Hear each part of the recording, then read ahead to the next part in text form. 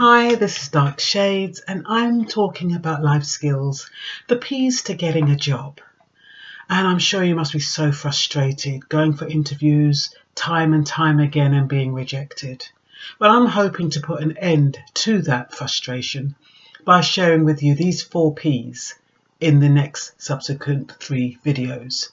Now, regardless of your age, regardless of your circumstances, and regardless of your background, these skills will work for everyone.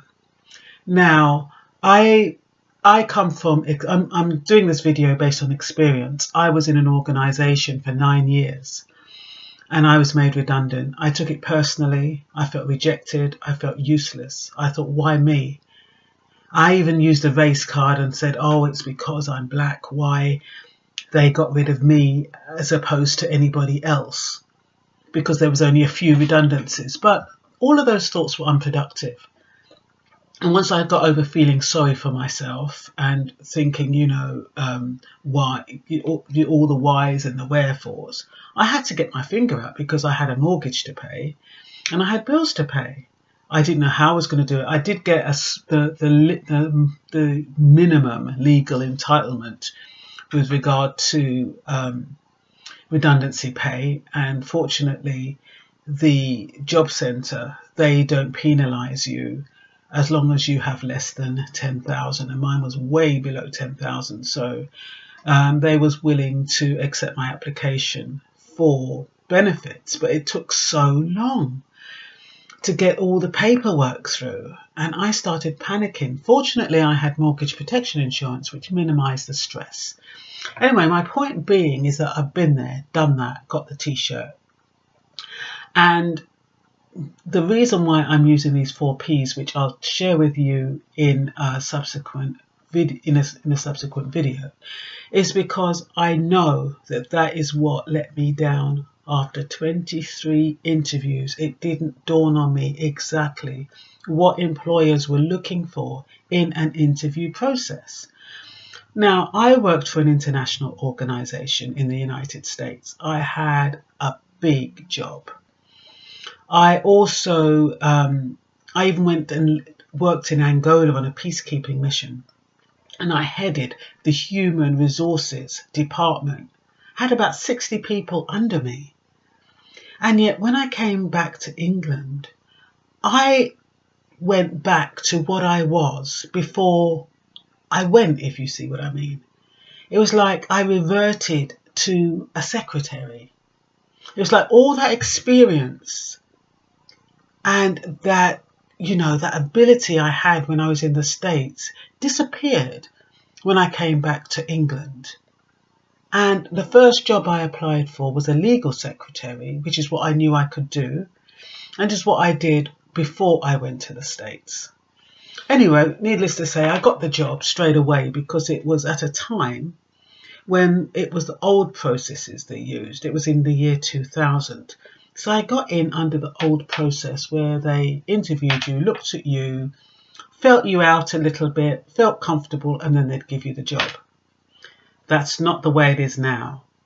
And for those who are just coming out of an unemployment situation or out of a job situation and finding yourself unemployed after working for several years, you're in for a big shock, as I was.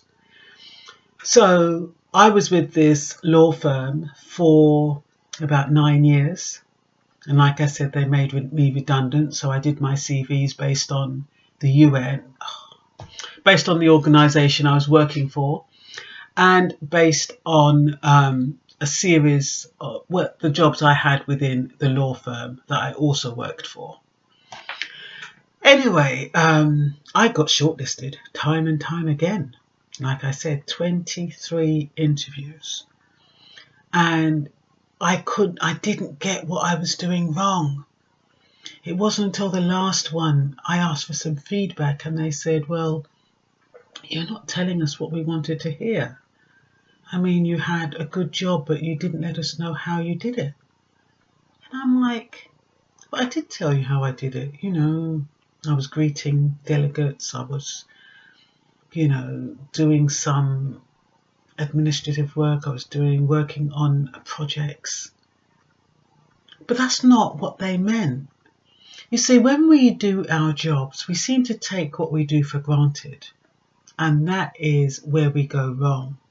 We need to be conscious of what we do when we start a job and how we got to the end of it. That's the process that they want to know.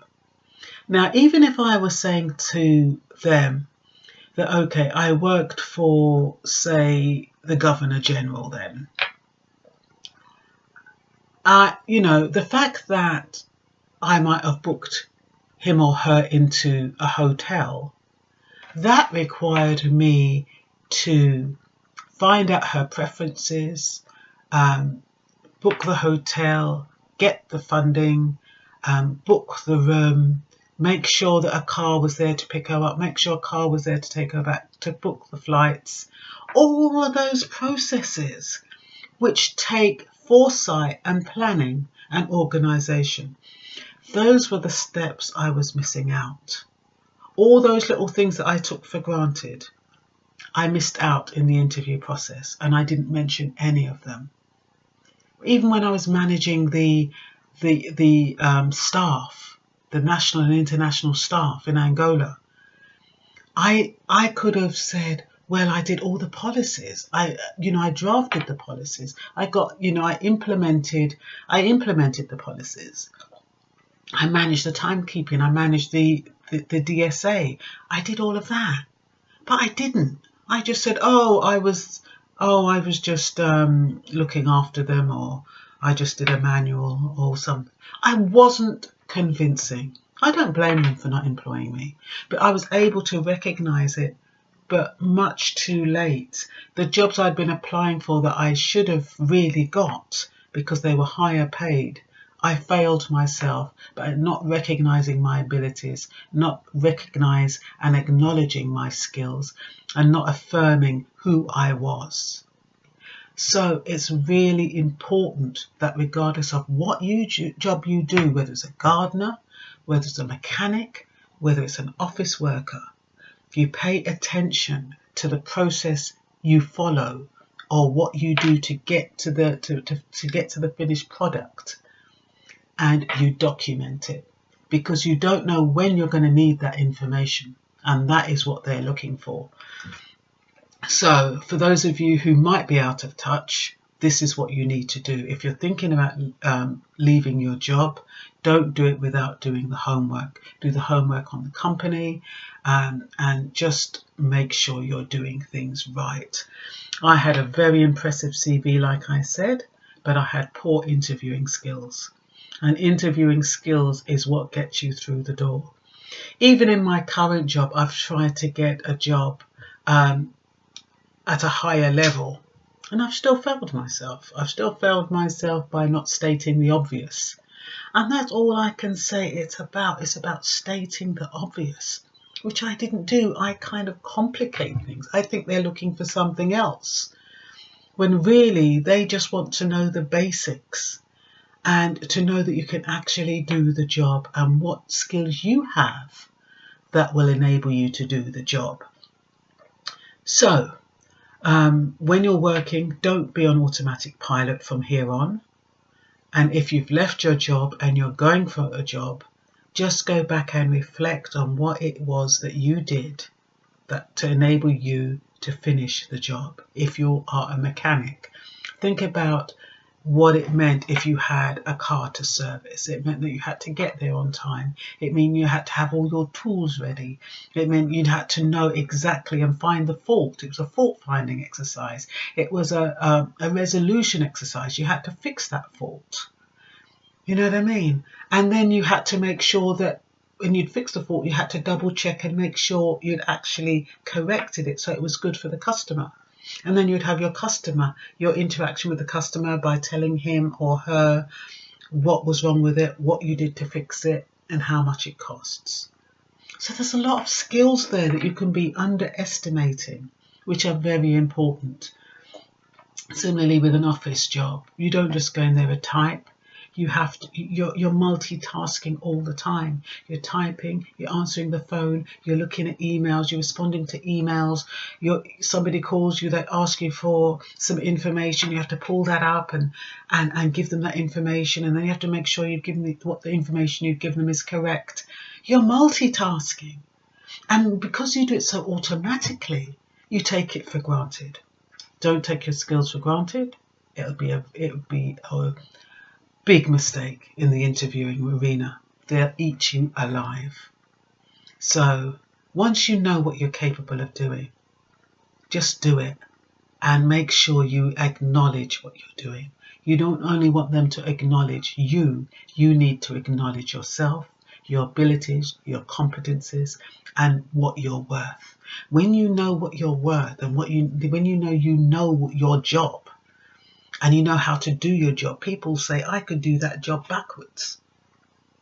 But are they able to articulate that enough to convince somebody else that they know their job backwards? That is the key, my friends.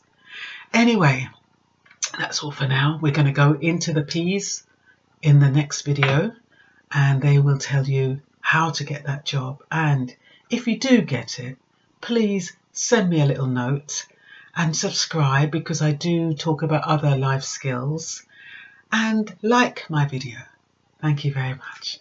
Bye bye for now.